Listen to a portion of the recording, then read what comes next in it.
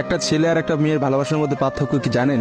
একটা মেয়ে একটা ছেলেকে পাগলের মতো ততক্ষণ পর্যন্ত ভালোবাসে যতক্ষণ পর্যন্ত না সেই মেয়েটা ওই ছেলেটার থেকে ভালো কাউকে পায়। আর একটা ছেলে যখন একটা মেয়েকে ভালোবাসে, তাকে যদি পৃথিবীর সব থেকে সুন্দর মেয়েটাকেও এনে দেওয়া হয়, তবু ওই ছেলেটা তার সেই ভালোবাসার মানুষটাকেই চয়েস করবে। এটাই হচ্ছে একটা ছেলে আর একটা মেয়ের ভালোবাসার মধ্যে পার্থক্য।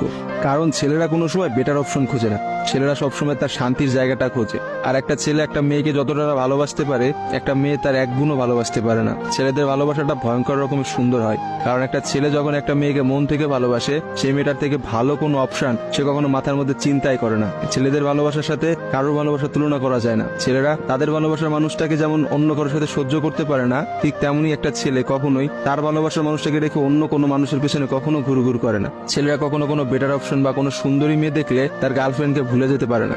একটা ছেলের ভালোবাসা আপনি কখনোই একটা মেয়ের ভালোবাসার সাথে তুলনা করতে পারবেন না, কারণ মেয়েদের ভালোবাসাটা তো তুচ্ছ।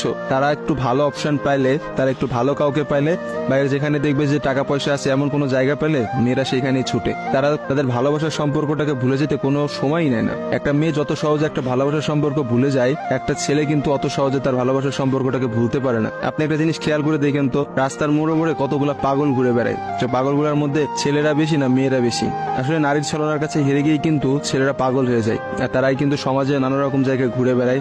রাস্তাঘাটে দেখা যায়, বাজারে দেখা যায়, হাটে দেখা যায়, তাদের আসলে সব জায়গায় দেখা যায়। আর কয়টা মেয়েরা আপনি দেখছেন পাগল হইতে বলে? ভালোবাসা বিচ্ছেদের পর একটা ছেলে নিজেকে কোনোভাবেই ঘুরিয়ে নিতে পারে না।